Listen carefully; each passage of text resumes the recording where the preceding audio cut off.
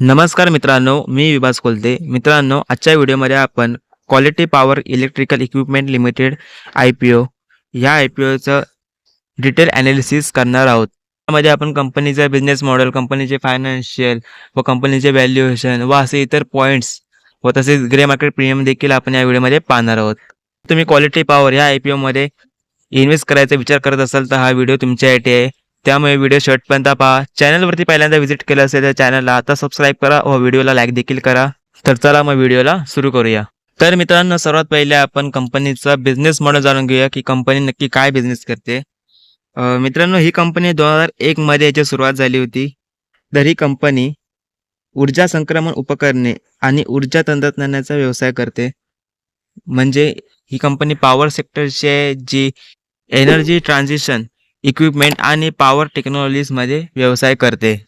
मित्रांनो, ही quality power जी company आहे ती हाय व्होल्टेज इलेक्ट्रिकल इक्विपमेंट आणि ऊर्जा संक्रमणासाठी उपाय प्रदान करते. जनरेशन, ट्रान्समिशन, वितरण आणि ऑटोमेशन क्षेत्रांमध्ये पॉवर उत्पादनामध्ये विशेष आहे. तर मित्रांनो, या कंपनीला 2 दशकांपर्यंत म्हणजेच 20 वर्षापेक्षा जास्त या कंपनीला अनुभव आहे. कंपनीचे प्रमोटर्स देखील अनुभवी आहेत. तर या कंपनीचे मॅन्युफॅक्चरिंग फॅसिलिटी सांगली महाराष्ट्रामध्येच आहे आणि अल्वा जे केरळमध्ये ते इथे आहे. तर 31 मार्च 2024 नुसार कंपनीचे 210 ग्राहक होते, ज्यामध्ये पॉवर इंडस्ट्री, पॉवर युटिलिटीज आणि रिन्युएबल एनर्जीचा देखील समावेश होता.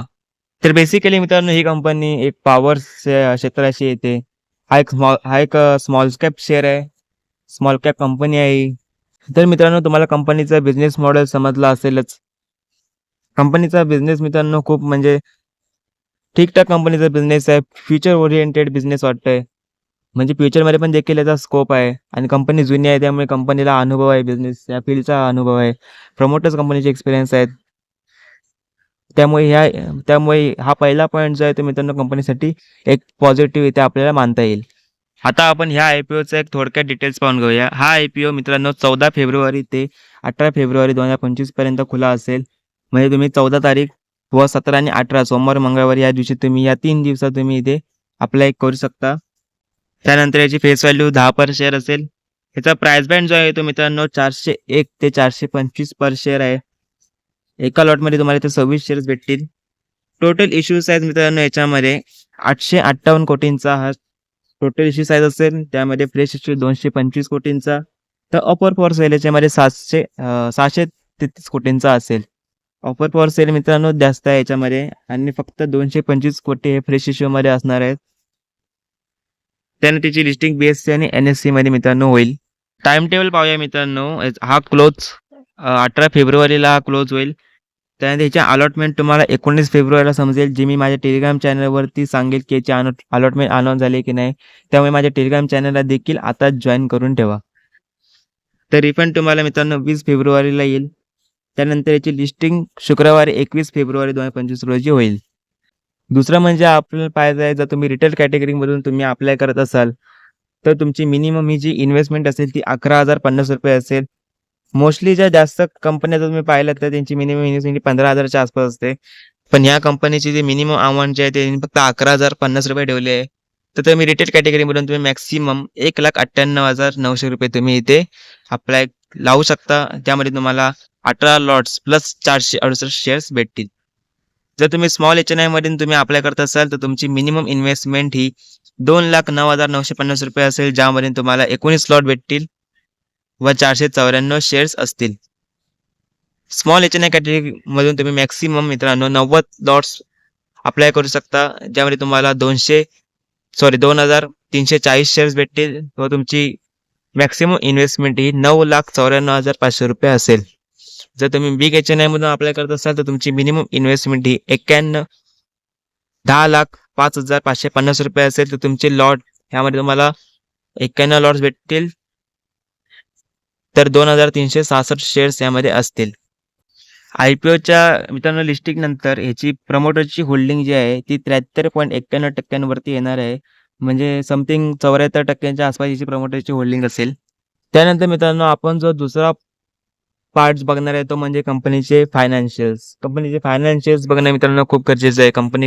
कंपनीचा लॉस मेकिंग तर नाही आहे ना, की कंपनी प्रॉफिट करते की नाही, हे याच्यावरून आपल्याला फायनान्शियलवरून समजेल.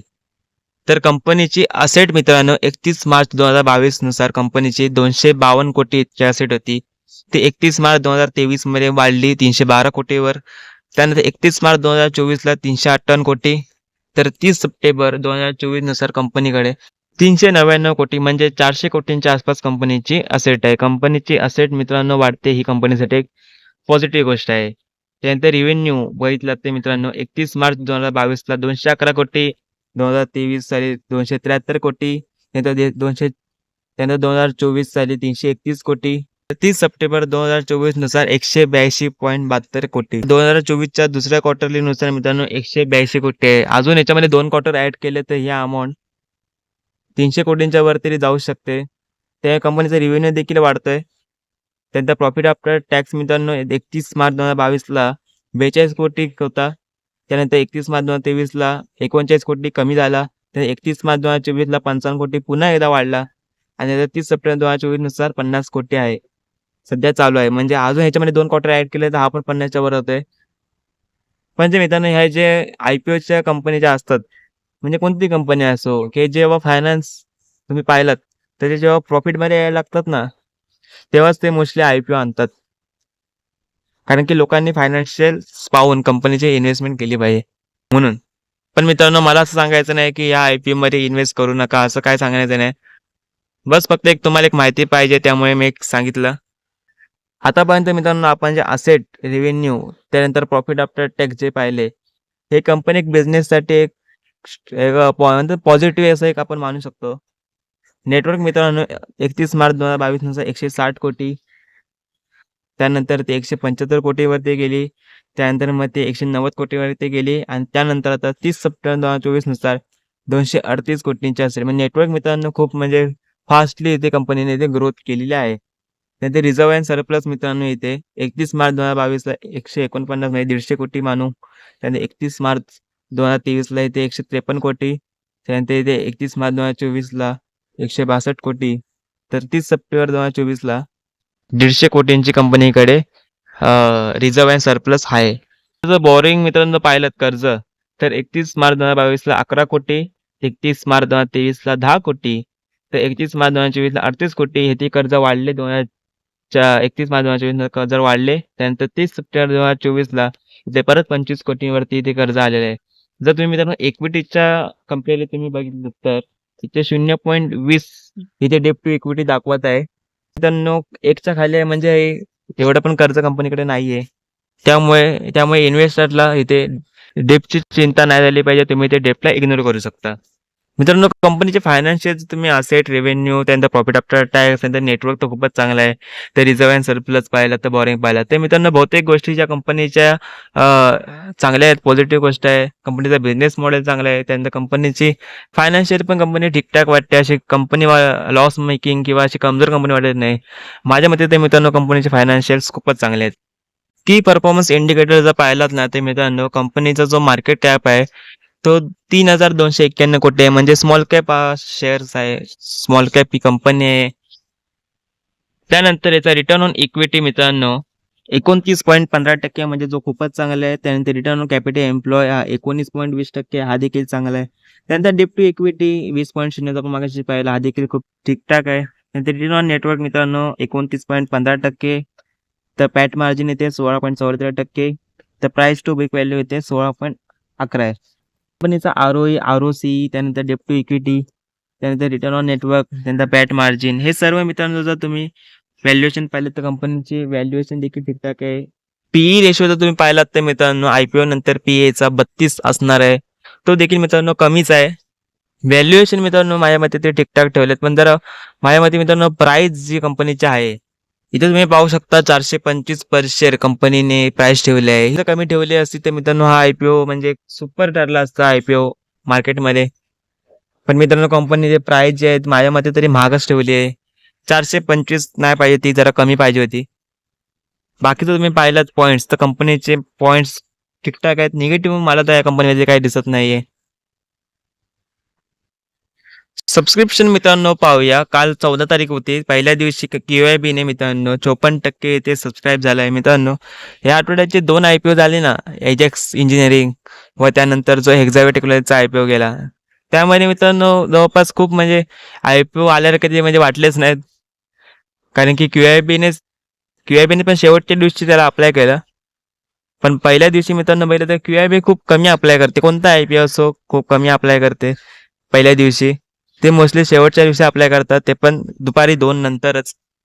पण ह्या IPOला मित्रांनो पहिल्या दिवशी 54% सबस्क्राईब केले. QIBने याच्यामध्ये इंटरेस्ट दाखवलेला आहे. 60 लाख शेअर ऑफर केले होते, ज्यामध्ये 32 लाख शेअरसाठी ते बिडिंग झाले. ते 138 कोटी ते आतापर्यंत मिळाले आहेत. तर मित्रांनो HNI कॅटेगरीमधून पण मित्रांनो 83% हा अप्लाय झालेला आहे, भरलेला आहे. 30 लाख शेअर्स ऑफर केले होते. 25 लाख शेअर्ससाठी ती बिडिंग लावली. त्यानंतर 106 कोटी ते कंपनीला आतापर्यंत ते मिळाले आहेत. त्यानंतर बिग HNI कॅटेगरी आहे, त्यामध्ये पण मित्रांनो 1.15 टाइम्स तिथे सबस्क्राईब झालेलं आहे. म्हणजे ओव्हर सबस्क्राईब तिथे झालेलाच आहे. 20,20,000 शेअर्स ऑफर केले होते. त्यासमोर मित्रांनो 23,27,754 शेअरसाठी बिडिंग लावली आहे. तिथे 98 कोटी आतापर्यंत तिथे मिळाले आहेत. तर स्मॉल HNI कॅटेगरीमधून पण सुद्धा मित्रांनो 0.14 टाइम्स तिथे सबस्क्राईब झाला आहे. 10,10,000 शेअर्स ऑफर केले होते. त्याच्यासमोर 1,45,726 शेअर्ससाठी ते बीड झालेले आहे टोटल. तर इथे 6 कोटी आतापर्यंत मिळाले आहेत. तेथे रिटेल्सचा जो कॅटेगरी आहे तो मित्रांनो 58% आतापर्यंत भरलेला आहे. रिटेलने सुद्धा ह्यामध्ये इंटरेस्ट दाखवलेला आहे, असा या आकडेवारीवरून समजतंय. 20,20,000 शेअर्स ऑफर केले होते, ज्यामध्ये 11,71,560 शेअरसाठी ते बीड लावले आहे. तर 49 कोटी इथे कंपनीला आतापर्यंत मिळाले आहेत. टोटल ॲप्लिकेशन इथे आतापर्यंत 33,751 इथे टोटल ॲप्लिकेशन आलेले आहेत. मित्रांनो सबस्क्रिप्शन बघितलं तर अजून 2 दिवस बाकी आहेत. मला वाटतं या IPOला सबस्क्रिप्शन चांगले मिळेल असं मला वाटते. मोर दॅन बघितलं तर ओव्हरऑल सबस्क्रिप्शन जर पाहिलं तर मित्रांनो इथे माझ्या मते तरी मित्रांनो 30-40 टाईमच्या वरती तरी इथे मित्रांनो सबस्क्राईब होईलच IPO असे मला तरी वाटते. ह्याचा मित्रांनो जर तुम्ही GMP पाहिलात तर 5 वरती त्याचा GMP चालू आहे. 1.18% तुम्हाला रिटर्न मिळू शकतात. मित्रांनो जर अजूनचे 2 दिवस IPOचे बाकी आहेत. जर सोमवारपर्यंत किंवा सोमवारी किंवा मंगळवारी जर मार्केटमध्ये परत तेजी आली, मार्केट रिव्हर्स फिरला, मार्केटमध्ये एक चांगला जंप पाहायला मिळाला, तर इथे GMPमध्ये देखील इथे जंप पाहायला मिळू शकतो. त्यामुळे तुम्ही अप्लाय करण्यासाठी तुम्ही इथे सोमवार, मंगळवारची इथे तुम्ही वाट पाहू शकता. GMPमध्ये किंवा मार्केटच्या सेंटिमेंट्सवरती देखील GMP डिपेंड असतो. त्या मित्रांनो जर तुम्ही लाँग टर्मचा व्ह्यू असेल तर तुम्ही याआधी नक्की अप्लाय करा. पण मित्रांनो अप्लाय करण्याआधी तुम्ही तुमचे फायनान्शियल ॲडवायझर व तुमची स्वतःची ॲनालिसिस देखील नक्की करा.